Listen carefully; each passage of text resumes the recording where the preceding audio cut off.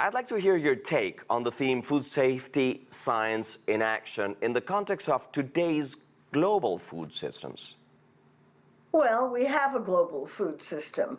In the United States, we import vast quantities of food, particularly vegetables and seafood, and we rely on those countries to produce food safely.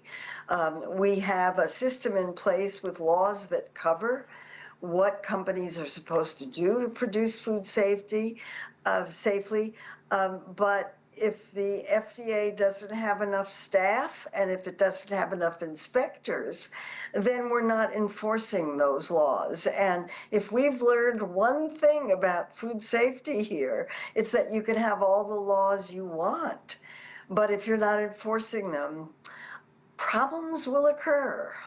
And do you believe that the current staff levels are adequate? How do you see the recent firings and the resulting staff levels at the agency? Oh, I'm just terrified about them. I mean, we had a system that was working. It was working pretty well, but still with many, many recalls of unsafe foods and many problems with people getting sick from eating foods that should have been safe in the first place. And what we know is that unless the food safety rules are enforced, and there's a great deal of oversight, then companies just let things slide. They're human. If they're not being watched, they're not going to do what they're supposed to do. I'm not talking about everybody, but you only need a few people or a few companies that are not paying close attention, and you're in trouble. And we have an animal production system that throws an enormous amount of animal waste into the environment. And often that environment is near where we're growing vegetables. Somebody needs to do something about that. And if we don't have the personnel to act on that, then I'm predicting we're going to have lots of problems. I'm quite worried about it. Marion, I'd like to turn the tables a bit. I tried to follow your research on the food industry, and I'd like to hear from you which challenges do you see in ensuring that scientific advancements and food safety and all that connects them are effectively communicated to the public, that we are aware and we know what to do?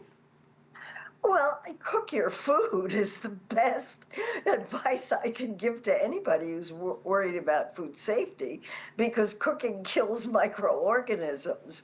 And I'm only talking about microbial food safety. If we're going to talk about chemicals, that gets into much more complicated issues. But we need to have a food system that prevents microbial contamination and that prevents chemical contaminants from getting into foods, because individuals don't have any control over it.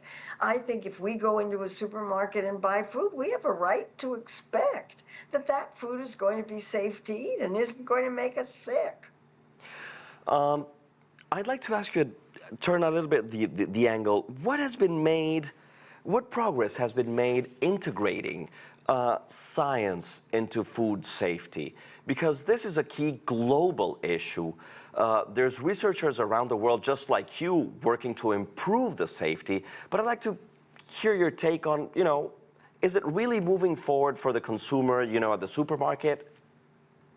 Well, it has to take place before it gets to the supermarket, long before.